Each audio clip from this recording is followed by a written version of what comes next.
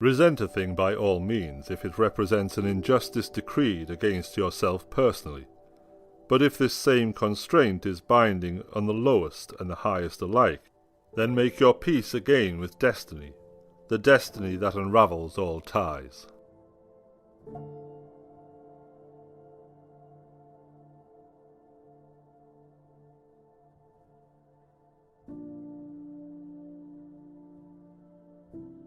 Stoicism teaches how to keep a calm and rational mind no matter what happens to you, and it helps you understand and focus on what you can control, and not to worry about and accept what you can't control.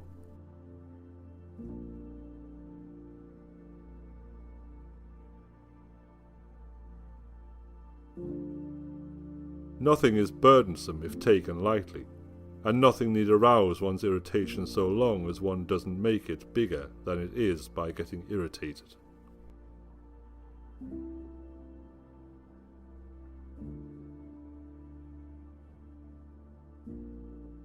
The same situation can either be perceived as a lead ball chained to your feet, or as wings growing out of your shoulder blades.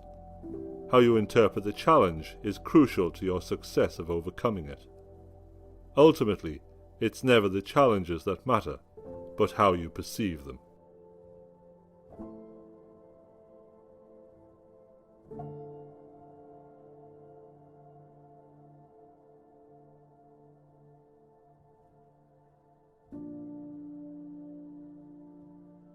Work for a cause, not for applause.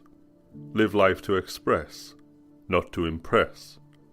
Don't strive to make your presence noticed. Just make your presence noticed. Just make your absence felt.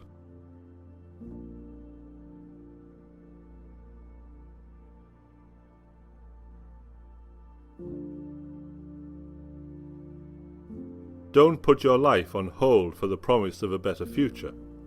Don't put off your dreams for the hopes of a better starting point. Hoping you'll be better in the future only builds a character that put things on hold.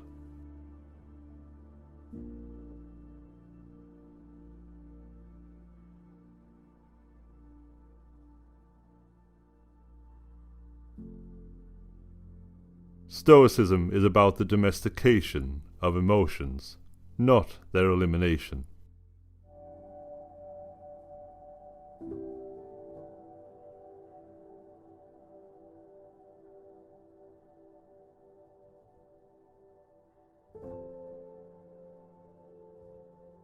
The weaker the desire to change, the further away from now is the moment from which we plan on changing.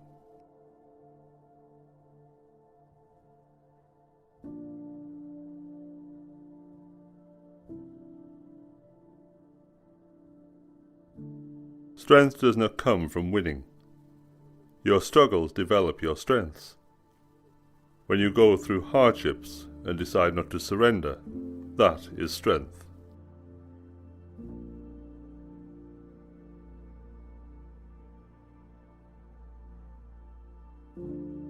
Let nature make whatever use she pleases of matter, which is her own. Let us be cheerful and brave in the face of all, and consider that nothing of our own perishes.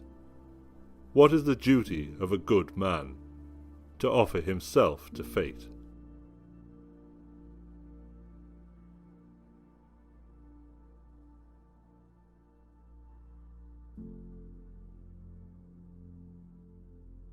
This is the mark of perfection of character, to spend each day as if it were your last, without frenzy, laziness, or any pretending.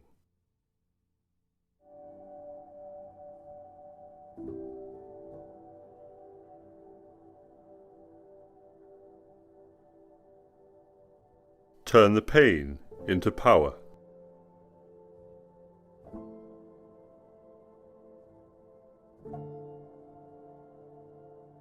Stoicism, understood properly, is a cure for a disease. The disease in question is the anxiety, grief, fear and various other negative emotions that plague humans and prevent them from experiencing a joyful existence.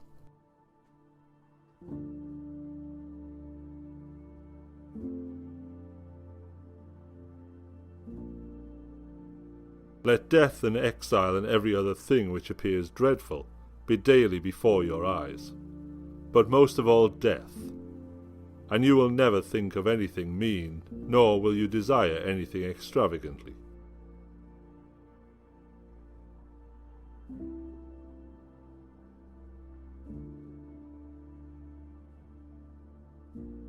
If you want to know why all this running away cannot help you, the answer is simply this: you are running away from your own company.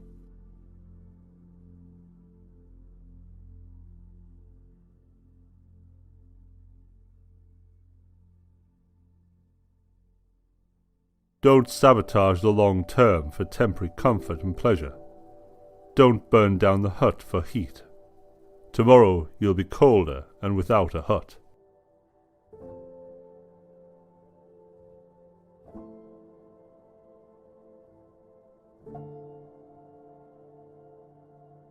Never trust your fears. They don't know your strength.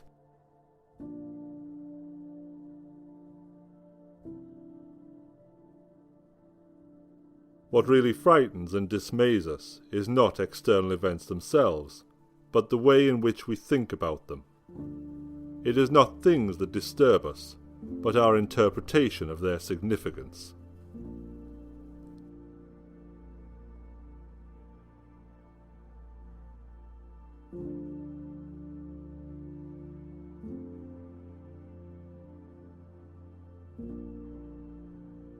The rob that smiles steals something from the thief.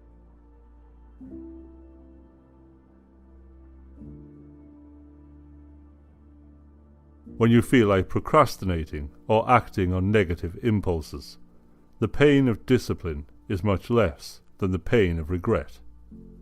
The rewards of disciplines are much more than that of greed. The pleasure from acting out these impulses is fleeting and leads to feelings of guilt. You may feel like procrastinating, but remember that you won't get this time back. Use your time for self-improvement, reflection, education, and/or helping others.